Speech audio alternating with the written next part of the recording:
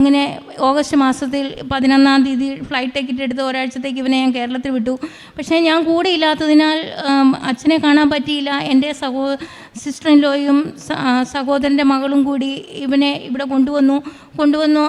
എൻ്റെ സഹോദരൻ്റെ മകൾ അവന് വേണ്ടി ഉടമ്പടി എടുത്തു. അവൾ ഓൾറെഡി ഉടമ്പടിയിലായിരുന്നു. എങ്കിലും ഞാൻ കൂടെ ഇല്ലാത്തതിനാൽ അച്ഛനെ കാണാൻ പറ്റില്ലെന്ന് അധികൃതർ പറഞ്ഞു. പക്ഷേ ഇവനിവിടെ നിൽക്കാൻ പറ്റത്തില്ല, ഇരിക്കാൻ പറ്റത്തില്ല, ഭയങ്കര ബഹളമായി. എൻ്റെ സിസ്റ്ററിൽ എന്നെ വിളിച്ചു പറഞ്ഞു ഒന്നും ചെയ്യാൻ പറ്റത്തില്ല.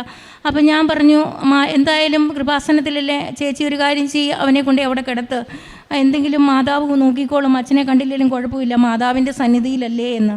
അപ്പോൾ ചേച്ചി അകത്തു കൊണ്ടുവന്ന് വെള്ളമൊക്കെ കൊടുത്ത് ഇവനെ കിടത്തി. ഇവൻ പതിയെ 1.5 മണിക്കൂറോളം ഇവിടെ കിടന്ന് ഉറങ്ങി എണീറ്റപ്പോൾ ഇവന് വളരെ ശാന്തതയായെന്ന് അവർ പറഞ്ഞു.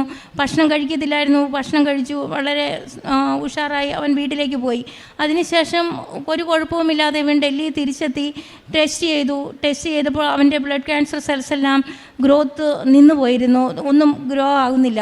അതിന് ബാക്കി കുറേ പ്രോബ്ലംസ് കൂടി ഉണ്ടായിരുന്നു. വൈറ്റമിൻ ഡി കുറഞ്ഞു, കൊളസ്ട്രോൾ കൂടി, അതെല്ലാം നോർമലായി. അതിനുശേഷം അവർ ബ്ലഡ് എക്സ്ചേഞ്ച് ചെയ്യണമെന്ന് പറഞ്ഞതായിരുന്നു. പക്ഷേ ബ്ലഡ് എക്സ്ചേഞ്ച് ചെയ്യേണ്ട എന്ന് ആ സന്ദർഭത്തിൽ അവർ പറഞ്ഞു.